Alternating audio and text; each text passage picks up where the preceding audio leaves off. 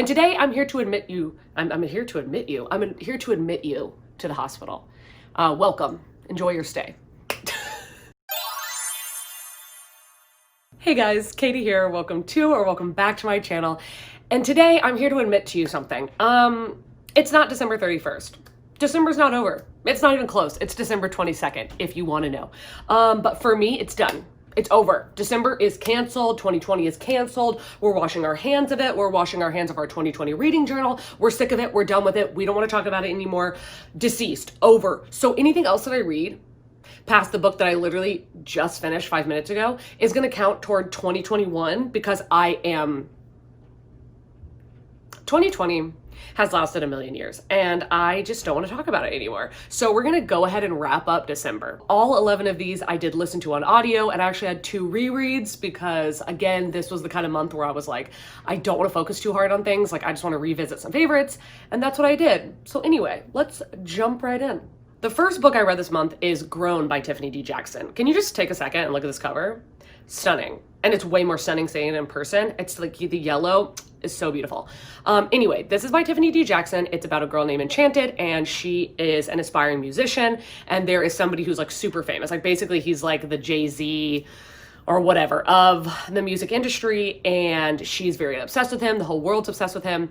And he meets her kind of like on a whim and thinks that she's really beautiful and says that he's going to make her a star.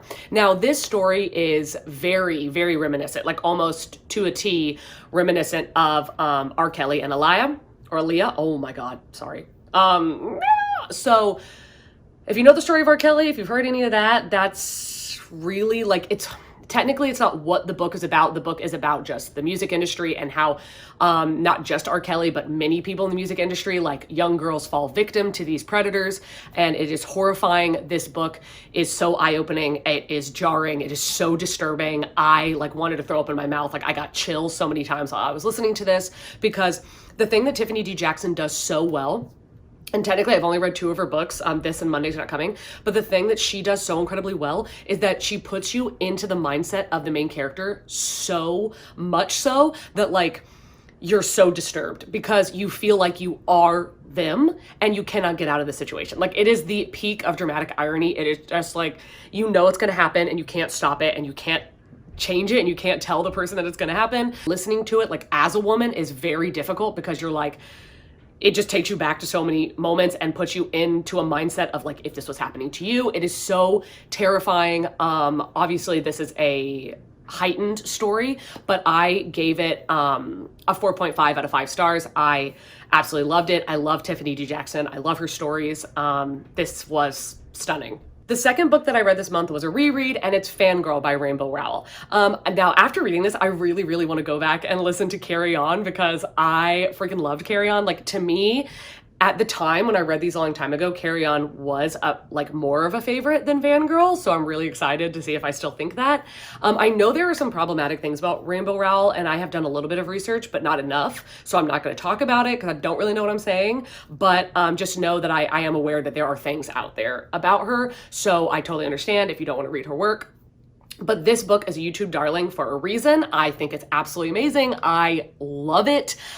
Kath is such a relatable character, especially for me. Like, I just relate to her so hard and I just think she's amazing. And basically what this book is about is Kath and her twin sister Rin, who are going to college or to university. And she is a fan fiction writer. And basically it's supposed to be that these books that are super popular, it's like the Harry Potter series. And she's basically writing like a Harry and Draco fan fiction, but it's really like, oh, the last book is supposed to be coming out and she's like writing the book before the author puts the book out because she knows that the author's not going to end the series the way everybody wants them to, or everybody wants her to. So she's writing the book herself basically, and she's super famous online, and she's going to this school, and this guy that's also at this school is like, I don't know, they just start this like relationship, and like she's like reading the fan fiction to him and it's so cute, and then you get excerpts from the fan fiction and it's adorable. Okay, now let's get into Sarah J Maas. I had never read a Sarah J Maas book before A Court of Thorns and Roses, which I read like 2 or 3 months ago and thought it was okay. Like I thought the writing was pretty good, but I really didn't like the love interest, which If you know, you know, LOL. But I have a whole reading vlog for the entire series in which I read the entire thing in 5 days. I read A Court of Thorns and Roses, A Court of Mist and Fury, A Court of Wings and Ruin, and A Court of Frost and Starlight, all in 5 days. I absolutely loved the ride. I loved it. I'm just gonna group all of these kind of together.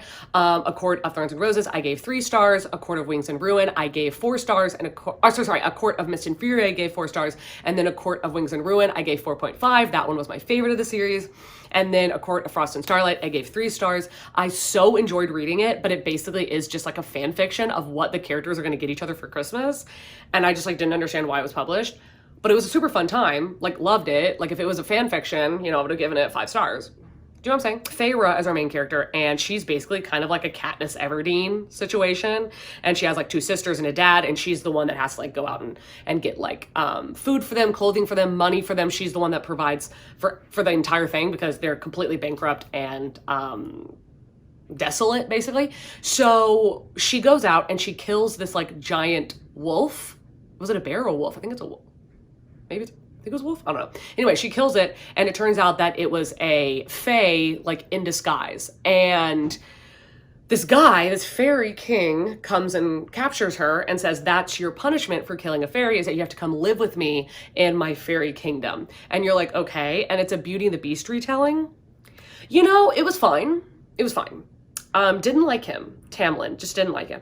The second book, A Court of Mist and Fury, is a Hades and Persephone retelling where basically one of the other characters comes and steals her from that fairy kingdom and is like, you're gonna spend like a week out of every month with me in my fairy kingdom in the night court, and then I'll take you back to the day court. And it's like, that shit pops off. That shit pops off, you know what I'm saying? Like, y'all already know. But A Court of Wings and Ruin was my favorite because I'm obsessed with the side characters like Azriel, Nessian. That's their ship name, sorry. Nesta, Cassian. I'm so obsessed with Nesta and Cassian. Like, oh my God, catch me in February, literally never shutting the up about A Court of Silver Flames. I'm so pumped, you guys, so pumped. It's not that I think that they're like fantastic books, like literary wise, but they're a great time, like such a great time. I had so much fun. I was freaking out. Like, go watch the vlog if you want all my emotions, and it is a spoiler vlog, just so you know, like you're gonna get spoiled, okay? Moving on. I reread Monday's Not Coming by Tiffany D. Jackson. After reading Grown, I was just like so in the mood for more of her writing, and I didn't want to like risk it on reading Allegedly, which I will do, but I reread Monday's Not Coming. I read this earlier this year, and this is the book as of right now, and this could have been because I was reading it at 3 a.m. to like 5 a.m. It could have been because I was like kind of drunk. It could have been like so many different reasons, but this book is the book I cried the hardest at in my life. Of all the books I've ever read, this book literally sawed me in half. Oh God. Okay, so I physically read this like 4 or 5 months ago, maybe longer. I think it was like 6 months ago. And then I listened to the audio like 2 weeks ago. The audio I did not cry as hard at, but I did cry. Reading it physically, I was absolutely gutted, like gutted. It's so sad. Oh my God. Okay, this book looks like just so normal, doesn't it? It just looks so normal. Okay, Tiffany D. Jackson.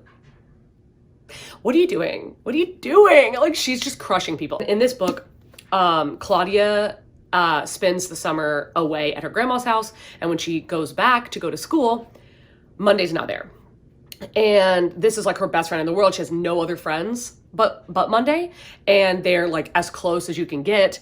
And she keeps asking like, where's Monday? And nobody cares. Nobody cares. Like the like school doesn't care, police doesn't care, her parents don't care, like the Monday's mom doesn't care, her sister doesn't care. Nobody will answer any of her questions, and she's just like, why is nobody listening to me? Like, this girl is missing and nobody gives a single shit. In the end, when all these plot twists were happening, I was so shook. Like, oh my God, I was shook. I was sobbing.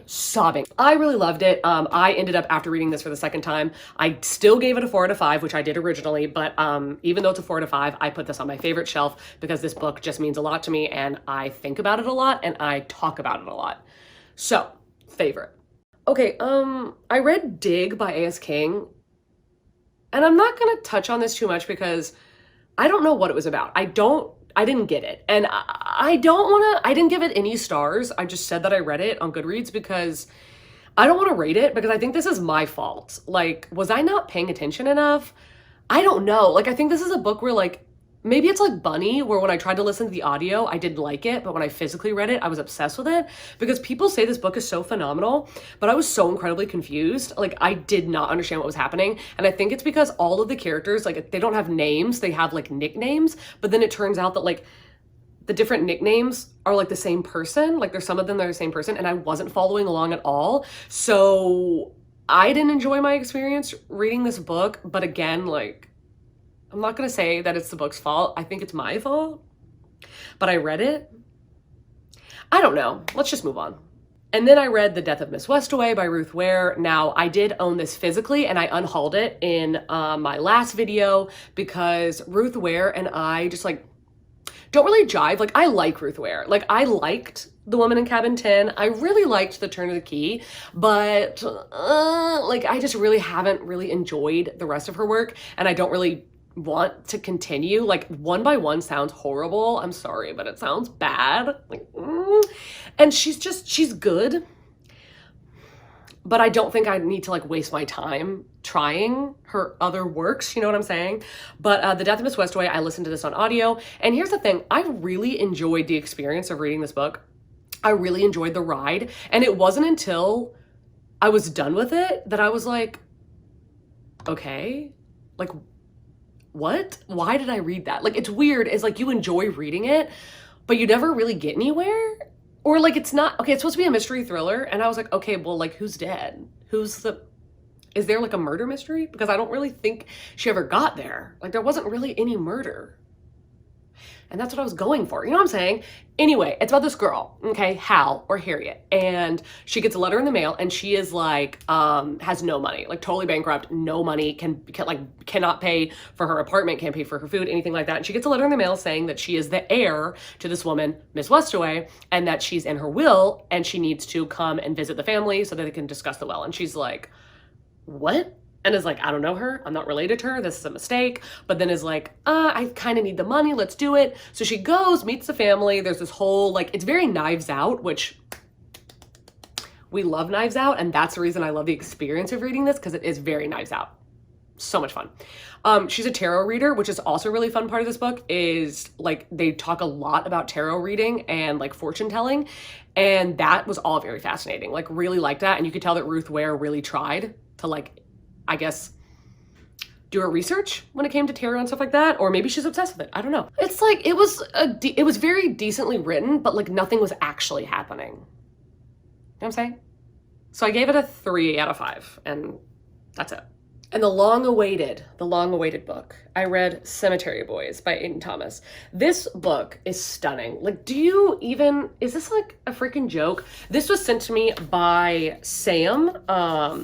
It was sent to me by a subscriber. Why do I have a bookmark in here? Oh my God, I freaking finished the book. What am I doing?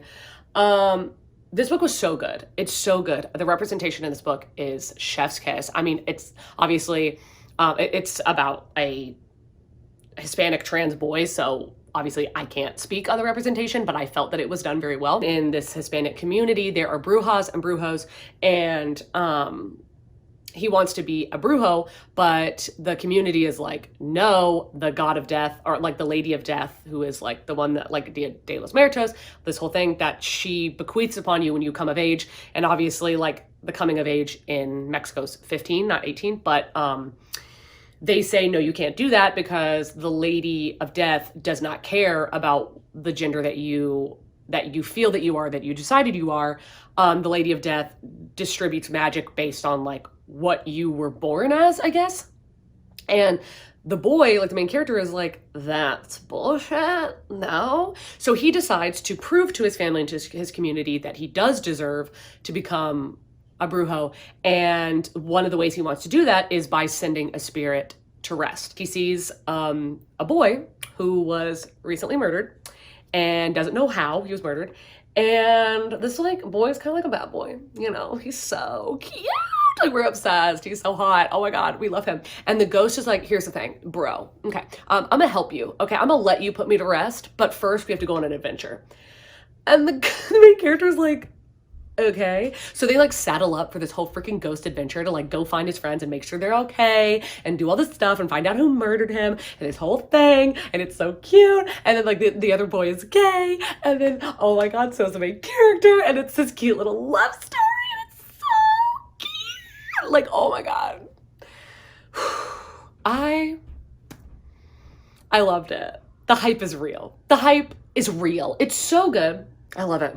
So the last book that I read for this month, which I literally just finished 5 minutes ago, is Atomic Habits by James Clear. Pray for me that is his name, because I'm not totally sure.